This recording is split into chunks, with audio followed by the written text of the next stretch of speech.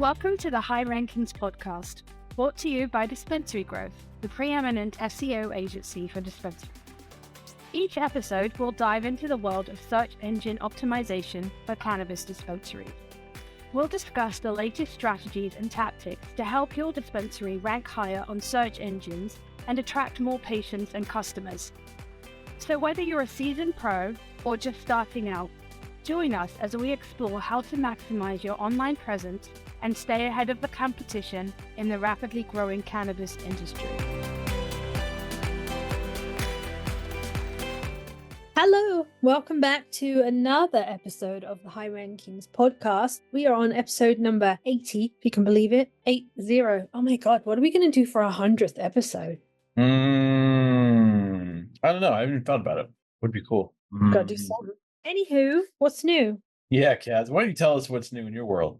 Well, as you all know, I live in Florida, so it's been an interesting couple of weeks. I don't know if we touched on this last episode. I can't remember if I brought it up or not, but I do remember saying at the beginning of the hurricane season that my spidey senses were tingling, and I thought that I just didn't feel good about this season. And as it turns out, those spidey senses were pretty spot on. And this season has been a soup sandwich. We in our area, the Tampa Bay area, got lucky. And by that, what I mean is, had the storm hit north, had it hit the bay directly or north, we would be having a very different conversation. Luckily, it did not for our area. Now, I can't say that for south of us because that's not great. But for our area, it could have been so much worse. That being said, we all had power outages. Mine was like mostly overnight for about 15 hours, but we had generators. We had family members who were out for a few days. One of my friends, she just got power back on last night, but she also has a tree in her house currently. It fell through her bedroom. I think it damaged the bedroom, the bathroom, and part of the garage, I think. But she just got power back on last night. There's been a lot of flooding, and in fact, part of my county is flooding. I'm northern Tampa Bay area, but part of my county is flooding. As of today, they are still evacuating people. There's still gas stations without gas. There's still people without power. It's hard to say whether there's more damage this storm than last storm, because we didn't get the flooding that we got the last storm in some areas, but then other areas, like there's parts of like Tampa where at some point they were talking about 20 feet of flooding from the river, that like the day after or a couple of days after the storm hit, and there was way more people without power. So I don't know in terms of our area if the damage was how it went, but flooding's been kind of weird and not in the areas that you would think it has been. The flooding has come from the rivers and not the Gulf of Mexico this time around. So the storm surge wasn't what they were worrying it was going to be. So in that respect, it was different. Like I said, there's still people without power. There's businesses that still are not open. Not that it matters in the grand sense of life, but like most of the malls around here were shut. I think just opened yesterday. And not that I think that shopping is a priority, but that just gives you an idea of like, in terms of power, where we were at. And obviously all the people who work at the mall, we're not getting hours for them to be paid. So yeah, there's a lot of linemen here. There's a lot of FEMA people here. There's a lot of insurance adjusters that are here, just working super hard. Everybody's helping everybody what they can. We have 3 generators. We powered 1, 2, 3, 4, 5 houses throughout the storm and the after effect with our generators. Yeah, so here we are on the other side of another hurricane with 2 storms brewing out there, potentially. Where they go, I don't think they're coming for Florida. It doesn't look like they're coming for Florida. One looks like it's going to hit like Hispaniola, which is like Dominican, Puerto Rico, down by Cuba. And the other one is like over by South America, I think, which is where the other one came from, but it doesn't look like it's coming this way. That said, and this is not a complaint, this is literally just me updating. I am going on a cruise on Saturday. And guess where that cruise is going? Mm-hmm. It is going to Turks and Caicos and the Dominican. And guess where this potential storm is going to be? Well, the Dominican and Turks and Caicos. Yeah, that's brutal. So have you been there before, by the way? No, I am by no means complaining or bitching or any manner of things because I am fully aware of the privilege of being able to go on a cruise and the privilege of being able to go and see Puerto Rico and Turks and Caicos as a visitor and not as a resident worrying about my home. So that being said, I'm literally just saying that because it's just part of this whole thing. The storm that may or may not be over that area is not going to be like a hurricane type storm. Right now, it's just I can't remember, it was like a 50 or 60% chance that this storm will become a storm and that it will form in that area. So at least it's not like these people are going to get smacked with a Cat 3 hurricane that they're having to worry about. But yeah, so that's happening. And obviously there's another one. I guess I was wrong. I thought it was over by Mexico, but it's not. The other place is the Caribbean that they're looking at for a storm forming. So we are towards the end of hurricane season because hurricane season ends November 1st, I believe. But obviously things are still busy out there and we still have to be aware of them. So yeah, that's happening. That's been your life, huh?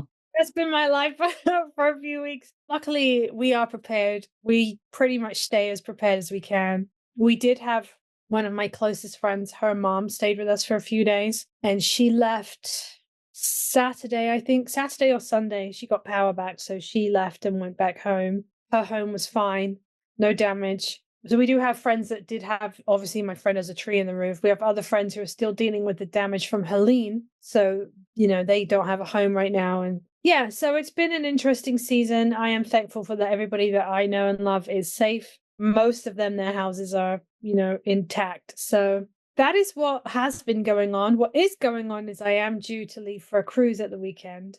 And if my cruise doesn't get to go to where it's supposed to go, that's perfectly fine. If storms come and we have to go somewhere else, we have to go somewhere else. That just is what it is. It's the nature of the beast. I just am very much looking forward to some time away. So yeah. So they wouldn't cancel the cruise, they would just like reroute it? So there were a few cruises that were out whilst the hurricane was going, and they typically just move the cruise ships around because the cruise ships can go faster than the storms typically. And they either end up delayed coming back into the port. Like a lot of the ports were closed, particularly Tampa was closed for a long time, which led to the gas shortage also. So they'll either hold them out and bring them back in later, or I believe one of the cruises ended up, it should have gone into Tampa, but it docked at Miami and then they shuttled everyone across the state to Tampa. And then what they'll do is the next cruise, they'll shorten that cruise by a few days. I believe there were like 2 or 3 cruises that were cancelled completely because of the delay of the ship getting back into the port because the ports were closed. So typically they will try not to cancel the cruises because there's many other ports of call that you can go to. They'll just work it. So like I'm supposed to go to Nassau, Grand Turk, and Dominican. If for some reason we can't go to those ports, there's so many other ports that a cruise ship can go to, depending on the size of the ship. I am going to be on a bigger ship, so that will potentially mean that it couldn't go to certain places. But typically, they'll just reroute the cruise. Or you just won't go to a port and you'll just have more sea days. But the cruise ships are like massive. The cruise ship itself is like a destination, but especially the larger ones like we're going on. Like there's so many things to do on the cruise ship. It's like a hotel on crack. Some of them have ice skating rinks on them. Some of them have like those wave machines on them. Oh yeah.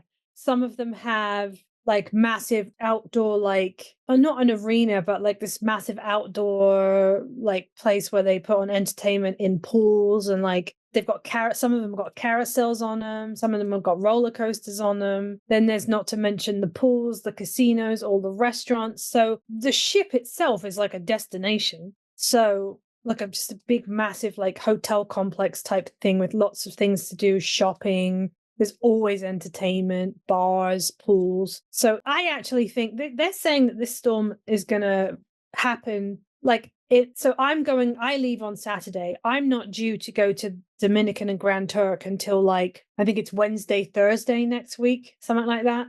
So they're saying that this storm would come over those islands this week, like late this week. So I think I would be fine. But if not, and I have to go to another port, it's like, how are you going to complain about that? It might not be the vacation you booked, but they're doing your safety. You know what I mean? You were out there for a week, you said? Yeah. 1 week. Okay. So, Gotcha. I'm not here crying about it. It is what it is. And I'm just lucky and fortunate that even after all of this, devastation, that we're still lucky enough that we're going to be able to go. So Yeah. I'm certainly not bitching. I was just letting you know the irony of everything that's happening. So that's what's going on. Well, okay. Well, you've been doing with that kind of biking, trying to go to the gym more too. Wanted to get back on the ice. Avs, so NHL started. That's pretty cool. Utah now has a hockey team, which is great. Utah And does? Utah, yeah. Wow. And a buddy of mine, he went to law school. He was an intern for a while at a local player agency. Like they, rep players, NHL players. He's now their assistant manager, which is pretty gangster. Shout out, Luddy. We did win a men's league championship together. Not a big deal. I think that was maybe 10 years ago. Yeah, so I basically peaked 10 years ago. And which it's just wild to see him like on ESPN. Like the hell, it's like so weird to see this guy. Smart dude, very sharp guy. Never shuts his damn mouth. He's an absolute mouthpiece. Hell of a player though. I told my buddy we were watching. I go, yeah, this is the only time where you see a picture of him or like you see him and you won't hear him. You kind of laugh. So yeah, Utah's got a pretty good team. I think they're 3-0, so they haven't lost yet. I think Avs are 0-3. By the way, I'm fully aware that you were just dealing with a hurricane, and I'm talking about NHL hockey and like what I've been dealing with. I'm fully aware. Don't worry, I was watching football last night and I was getting excited because after a 3-week break, which is not the same as the summer break, which is like 2 weeks long, after a 3-week break, F1 is back this weekend and I'm so excited. Yeah. I'm going to be on a ship and not watching it. So Avs have gotten beat up. It's just really bad timing that their goalie's not been 100%. He's a really good goalie, but it's just really bad timing. That's right out of the gate, start of the season. He's had 3 questionable games. So now, of course, all the media is freaking out and, blah, blah, blah, all that. Let's see. Yeah, I think that's about it. I am looking at, because I have insomnia. I need a sleep coach. And yeah, looking at a sleep coach. And yeah, that'd be cool. Get like a full night's sleep, full night's rest. What's a sleep coach? Like someone that works on your sleep hygiene. So like no screens before, like let's say you lay down typically around like 11:30, like no screens after 9:30. You can read, like dim your lights, that kind of thing. Cause I just do emails, right? Not eating after 7 p.m., only doing like stressed exercise, whether like when I get back into hockey, not doing that late at night. Our men's league games would go like we'd have ice time at like 10:30 sometimes on like a Tuesday, which is absolutely brutal. So basically somebody tell you, don't do this, do that. And then you sleep better. None of that sounds like I would enjoy it. I fall asleep with my TV on. Yeah, I've been doing that with like podcasts. Just have that background noise. Yeah, that definitely helps me. So I'll fall asleep around midnight, 12:30, and then I'll wake up around 2:30. And I'll be awake from 2:30 to like 4, and then I'll pass out until like 6:30. I will say, if I wake up, like yesterday morning, I woke up at 4 a.m. and I could not get back to sleep until about 6:30, and then I have to get up at like 7-ish. Yeah, so it's brutal. Now imagine that every single day. No, because somebody would die. Yeah. So I've just gotten used to it, but I take naps like late in the afternoon, around 3 or 4. That really helps because when I wake up from like a 30-minute nap, I feel like a new person. I feel like though, like it's cyclical, right? You need the nap because you're so exhausted, but it's not helping you with your sleep at night. But you're so exhausted. Yeah, I've tried it. Like I tried yesterday, not having the nap and then falling asleep. It didn't really do anything. It's just frustrating, right? And then I get poopy pants, and then I can't sleep for like another hour. And it's just a hard time falling asleep. And you're already an angry human anyway, so adding in the no sleep. You have to deal with all your bullshit. But also, I know it's insomnia. It's not like, obviously it's not narcolepsy, but it is insomnia. So like, that's good. Like I know what steps to take with insomnia. Right. So yeah, that's been new.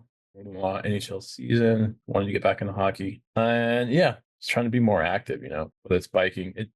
We're recording this middle of October. So biking season is coming. It's kind of winding down. Trestle is closed, but like I can still go dirt jumping or go hit trails. So still wanting to do that. But yeah, just trying to be as active as possible. I think there is a correlation between being active and sleep quality. 100%. Yeah. Speaking of sports, how do you see the roof of the Trop come apart? I didn't see that. Is there a time-lapse video of it happening? I just saw the aftermath of it. there's various videos out there. The first one I saw, it was just like one of the sections was like coming away. And then the next thing I see, like 90% of the roof is gone. And there are videos out there of it happening. But what got me was that before the storm came, the whole of the pitch was covered in cots. And the Oh. plan was that, like, all of the linemen, first responders, everybody that was going to be in that area was going to be using the Trop as like home base to get some rest, to freshen up, you know, because they were going to be working, they have been working nonstop. So they lost that. And I think at the time that the roof came off, there were only like 12 people in there, and they were mostly like Trop staff. They were mostly employees. I don't know where everybody else was, but there were like, I don't know, got to be a couple hundred cots in there that were going to be used for these workers to be resting. So I guess they housed them somewhere else. I don't know where, but yeah, that whole roof just, Jeez, that is yeah, was terrifying. bananas. It was absolute bananas. And then also a crane fell down in St. Pete. Like, Oh. yeah, it just when you were talking about hockey, because I think one of the Lightning games got pushed back or something happened with a Lightning game. Yeah. Due The to one on play. Saturday, I think. Yeah, the Tampa Bay Bucks were due to play the Saints at the weekend anyway. So all of the Bucks and their families, I think it was like 300 people, they evacuated all of them out to New Orleans because they were going to be there anyway. So they took all the family members of all the players and staff and just shipped them out early to get them all safe. So it's weird that it takes something so potentially devastating to feel a sense of community, but there is a major sense of community, you know, amongst everybody. So that's been nice to see everybody kind of coming together, everybody helping themselves. Like our neighbors didn't have power, so they hooked up to ours. Like, you know, you just kind of all rally around together at the time. But talking about sports reminded me, I was like, oh yeah, I thought I sent you a picture of the roof off, but I couldn't remember if I did or not. Yeah. And it was on Twitter, of course, and YouTube Shorts and everything, which is bonkers. So that's good that everybody's pulling together, though. That's good. Yeah, it's nice. It is nice that, like, you know, there's always going to be the outlier here and there that wants to spread a rumor or some, you know, conspiracy theory out there. But generally, it's been really nice just to see, you know, like my friend, she didn't have power for a couple of days. I was like, we have generators, like, so they came up, gave them a generator, fed them a home cooked meal because they hadn't even had a home cooked meal in days. You know, they were eating out because they didn't have anything. So Yeah. you just do what you can in that moment, you know, check up on everybody, make sure everybody's okay. But yeah, hopefully we're over it now. But kids have been out of school. They go back tomorrow in our area. Yeah. Craziness, I tell you. Crazy. All right. Well, that's enough of that. Also, there will be no vexing this week because for obvious reasons, can't be complaining about shit when people don't have a house. So won't be doing that. Probably a good thing. Yeah. Probably can't really be sitting here complaining about, I don't know, people hogging the left lane when people don't have a car, you know. There's that. Anyway, episode 80. What are we talking about? Well, I'm going to read you the title and you tell me, well, you already know what the answer is, but the title of this week's episode is The Number One Reason Why Your Dispensary is Not Getting More Customers and How to Fix It. Which honestly, boom. If I didn't already know what this episode was about, I don't know that I would have guessed this to be the number one reason. I can't really say because I already know what the episode's about.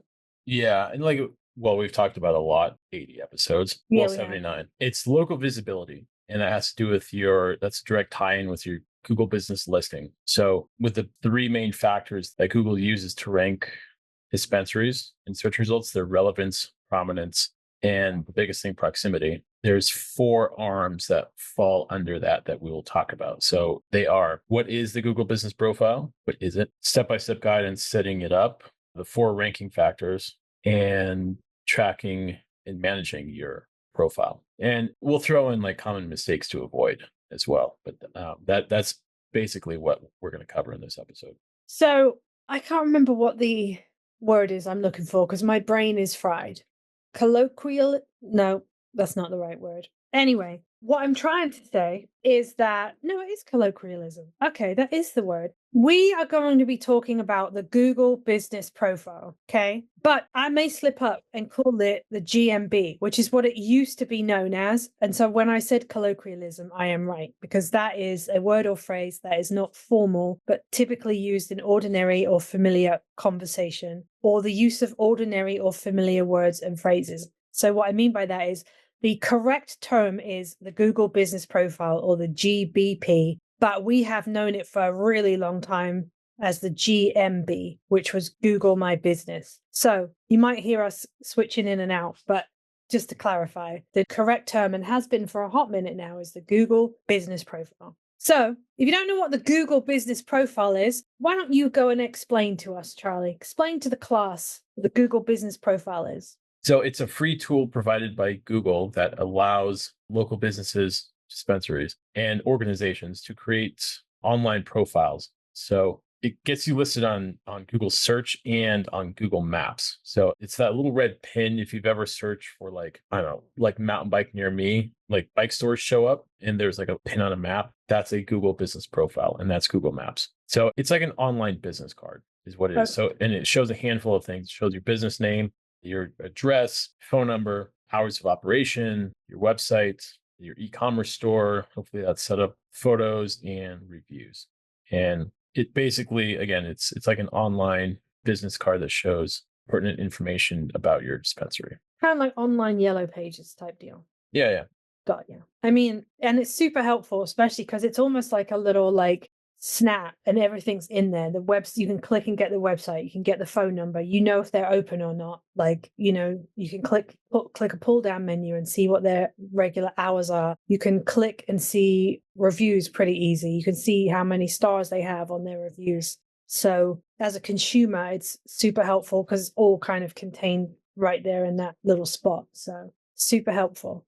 So who sets up that Google Business Profile? You have to tell Google, hey, I have a business. Yeah. profile. So you've got to say, hey, Google, we have a location on the corner of like Colorado Boulevard and Evans. We have a location on these cross streets. This address, it's going to have this phone number and these hours. So typically it's the business owner, but the business owner can delegate access to somebody else, an agency, freelancer, or another employee to just set that up. And that's a process, like setting up and verifying the GMBs. Google's gotten a lot stricter with their guidelines just to sift away like the BS that's been happening. There were some lawyers that were trying to game the system a couple of years ago, setting up like fake profiles, and like that's a whole thing. And so stringent, that's what I was thinking of. Google's gotten very stringent lately on setting these profiles up. So it is important to set them up correctly. And once you set up, you know, you're pretty good to go. What do you mean by, like, could you give me one example of what you used to be able to do that you can't do now? Or like what the lawyers were doing?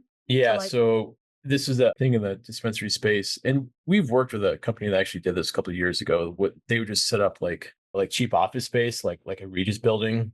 And then a lawyer, like a personal injury lawyer, would just say they knew the basics of SEO, you know, when Google was not as sophisticated as it is now. And they would rank for dispensary near me. They'd rank for personal injury lawyer near me, and they would show up in local searches, but they wouldn't have like a physical office in that specific city. So they'd be in San Francisco and try to rank for in Sacramento, and they would get it to work, and they would get cases that way. And so, yeah, Google was like, nope, that's not going to, they basically gamed Google. And so Google's like, nope, that's not going to happen. So things have gotten way, way more strict that way. And now there's a verification process with postcards, phone numbers, you know, like almost like a 2FA, email. You have to send in like business documents, DBAs, images of the inside, images of cross streets from in front of your dispensary. It's this whole thing. So damn, they're not playing around, huh? Yeah, Google's not playing around. It's like pissed off parents where like if you have like 3 kids, one kid pissed every parent off at like a party and like ruined the party for everybody. Honestly though, it reminds me of when I was in Savannah and I was touring the Mercer house, and I remember me telling the story of the lady that was taking pictures and you're not allowed to. And I said what annoyed me about it was the fact that it only takes one person and they'll ruin it for everybody else. Yeah, it's kind of this kind of case where I'm not saying that it wouldn't maybe it is a needed thing for that exact reason. It's just like, it feels like businesses have to go through a lot in order for them to get, the listing. But then as a consumer, you're going to have more confidence in that listing because you know, or maybe you don't, but like to know the steps that they have to go through in order to get that listing. Like you can have confidence that it's solid. Yeah. And the fact that also the keyword, the golden keyword dispensary near me is searched over 2 million times in a month. It's really important to get at the top of that search. And by the top of that search, I mean the map pack, the 3 listings on the left-hand side, and that there's a map on the right, the map pack. It's important to be at the top of that because that's where all the customers go. That's where all the clicks are. Right. Yeah. Yeah, exactly. So yeah, they can't just keep letting these people scam the system. No, exactly. And they're, we've gone through like verification and like reinstatement processes before. And once you present enough paperwork, it's almost like a DMV, like presenting, okay, here's ownership, here's my name, here's my ID, here's my passport or birth certificate. Oh, okay, you are in fact Kaz Potts, born here. Here's your birth certificate. Here's your passport. Okay. Yeah. All right. You do own this car. Okay. Here's the title. All right. You're set to go. Kind of like that. And then when I renew, I don't have to jump through all those steps because I already did it and I have the gold star on my driver's license, so I can renew. Which I'm assuming if you need to update anything, you've already proved that you are the owner. So updating things is relatively easy because they already know who you are. Yeah, and it's just giving. It is a process. It can be a pain in the ass, but you just want to make it as easy as possible to tell Google that we do own this dispensary at these cross streets at this address. Here's the sign. Here's what the inside looks like. Okay, now like please verify this, and they will. It's human. From what we've been told, they've kind of scaled back a little bit, so it's a human process on their end, but they are pretty reasonable. So once you verify, then you can go in and set up your proper name, address, website, URL, services, business category, all that. Well, dang. So how does one go about doing the Google business profile? Like setting it up? Yeah. Okay. So you Firstly, have a business.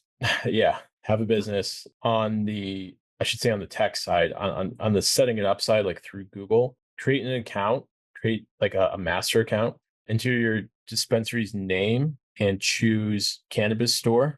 A lot of times too, dispensaries have DBAs.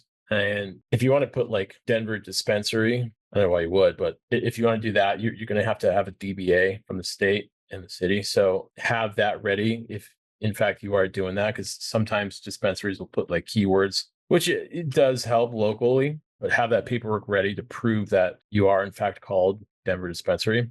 So go to Google, enter the dispensary's name, choose the correct business category, which is cannabis store, enter the address, make sure that is accurate. You're going to have to verify it. Sometimes they'll send you a postcard with a code on it. I don't know if they still do. You can do like a phone number where they'll call you or an email.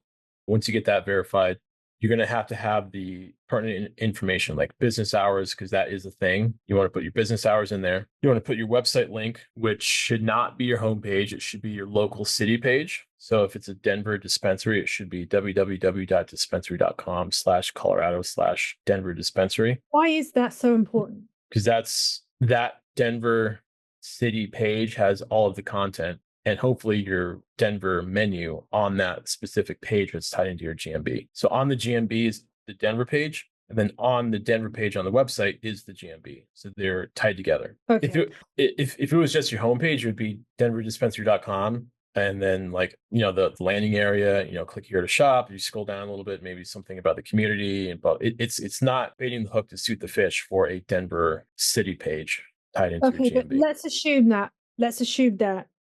we're just beginning out on our SEO journey. We're just like, we don't have that page yet for whatever reason. Could you just put your homepage in, and then when you have the city page, edit your Google business profile? Yeah, you could do that. And also that's where you drive like local backlinks, citations and everything. I mean, it's not that we don't recommend doing it that way, but I'm just saying, like, if people don't have that page set up yet for whatever reason. Yes, you can come back and plug that in. And in fact, you can plug in your city page, and then at that same time too, put in your UTM tag, which is for tracking purposes, where you can tag different campaigns. You can have like an email campaign, text campaign. In this case, you can track your GMB progress. Yes, I just said GMB again.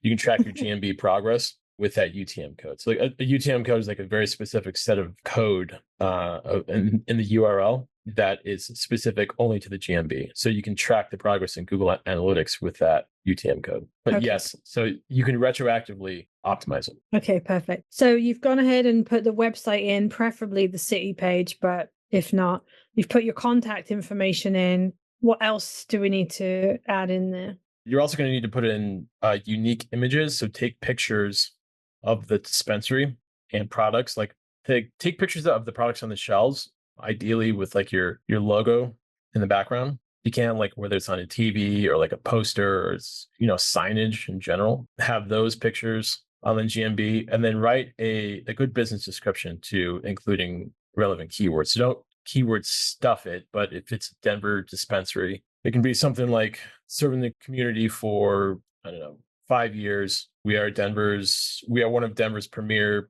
Denver dispensaries. We offer these kinds of strains and these kinds of brands, something like that. Right. Okay. And then once you've done all of that, how long does it take for Google to like approve everything and then you're visible? Like, does it take a while? It should. We've seen it take, a matter of, it should be pretty quick. Sometimes it can get flagged, it gets suspension. That's the whole thing. But it is pretty quick. It should be like that same day. Oh, okay.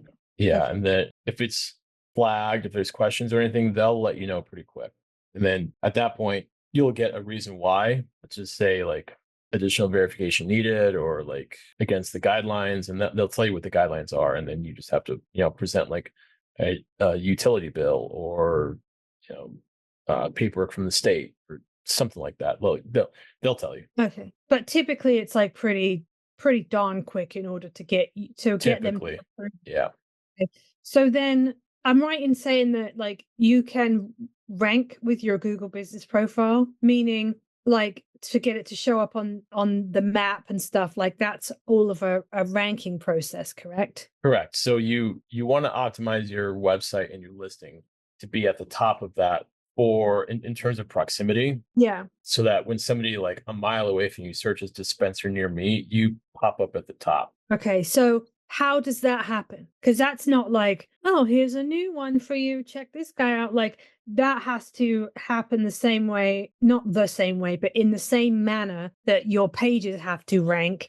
You have to put in the work in order for your Google business profile to rank, correct? Right, So right. So you you're gotta, optimizing different things, I'm assuming. yeah. So you got to take care of the website. You've got to have, the local lander with local keywords and content on there, and then have that tie into the GMB under the website URL. And then you've got to have everything, have the dialed in listing. So you want your business category to be cannabis store. Can we talk about this for a little bit? Can we just go over this? Because I know we've run into this with dispensaries that we work with that have multiple locations in different states. Is that category, and I'm talking only about cannabis dispensaries here, is that category specific to the state, or is that category the same in every state? Because I know there are some states that don't recognize like a dispensary. You can't call it a dispensary. You have to call it something. In Michigan, yeah, you have to call it like a marijuana retailer. So say you were doing a Google business profile in Michigan, you couldn't put cannabis dispensary as your business category. You'd have to put marijuana, whatever you just said, marijuana retailer. So is that business category and therefore its ability to rank dependent upon the state that your particular location is in?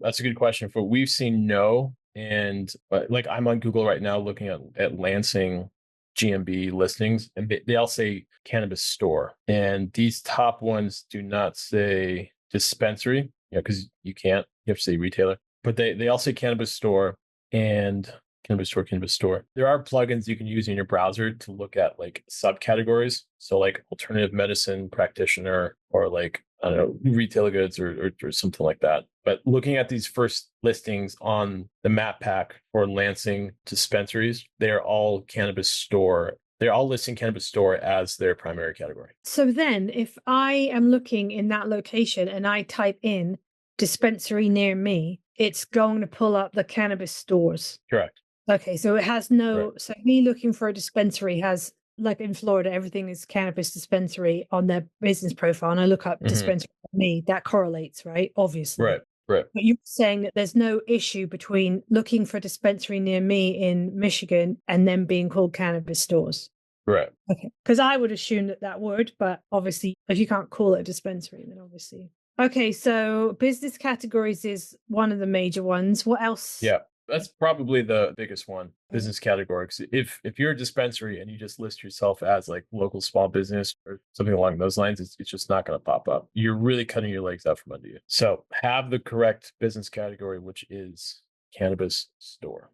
Okay. Anything else? Yeah, the business name, there's a couple things that the business name, it has to be the official business name, of course. If you want to put a keyword in there like dispensary, you can. So like if you're, let's see, if you're Denver Leaf Supply or something, I don't know, Denver's premier supplier or something like that, you can do a DBA and you can be like Denver's best dispensary. And you can put that, again, you need the official paperwork, but you can put that after you get the paperwork and you clear it.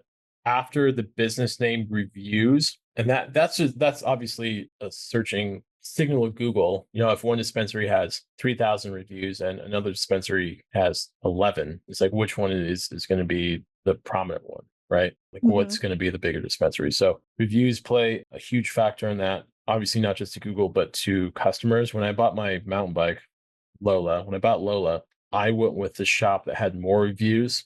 Even though I think the average review is like 4.7, there's a shop that was closer. The average review is like 4.9. But the one that I drove further out for that had more reviews, what was because they had more reviews and they carried the brand that I was looking for. And I knew that from looking at the business listing. Okay. The GMB. Yeah, exactly. Yeah. So reviews are obviously huge. And then the website link, of course. So when it says on the right-hand side, or pardon me, let's see, I'm going to do it here. When you click on a result in the map pack and on the panel on the right, it says website directions, save, share, call. If you click on website, that's the website page. So that URL, it should have your local city page. And on that page should be the GMB because that ties into the GMB here. And the GMB, you know, the pin listing and the name, address, phone number is consistent with the listing itself. So everything it's tied together. And like you mentioned earlier, it's cyclical. And that's the way to optimize it. So, and having your hours on there as well, like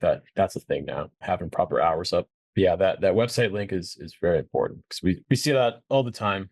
And then if you scroll down on a GMB listing, there should also be a place for pre-orders for shopping. Oh, yeah. And then that can tie into where if you use Jane or Dutchy or whatever else, you can place a pre-order on there. Ooh, I like that. So, you know how like we're able to track how well like our pages are doing, how they're performing? Can you do that with Google Business Profile, or is that like not a thing? Yeah. So you go into the performance on the tab. So when you log into your business profile, it says your business on Google, and it says only you can see this. On the top row, it's going to say edit profile, read reviews, photos, and then it's going to say performance. So you click on performance, and then you can see your performance. So at the top, it says time period. You can click on the individual month you want to look at, click apply, and then you can see your interactions there. If you scroll down, that's where you're going to see how people discover you, like the keywords. Ideally, you want more broad search. So instead of like the branded name, you want like weed dispensary, you want weed near me, dispensary near me, pre-rolls near me, those kinds of searches, not so much branded, because those non-branded searches, that means that you're getting in front of new customers is what that's generally saying. Is there a way to compare with like how your local competitors are doing? Like you can on SEMrush with yeah, on SEMrush, there's that tool that share of local voice. There's another tool that we use. You can use Local Falcon to do the same thing. That's that grid with like the green dots and the red dots. Yeah, but does that compare your Google business profiles? No, you can. There's some plugins you can use, which I don't think they're that accurate. The best tool to use is it's either SEMrush, the local share of voice, or Local Falcon, that same tool or same method, local share of voice, and just run the analysis, do it for like a 9 or 12 mile radius and see how you stack up. But when you run the analysis, make sure it's apples to apples, so it's the same radius versus your competitors. Oh yeah, that makes sense. So we've talked about how to set it up, how to optimize it, how to make it make sense. Is there anything that you should not do?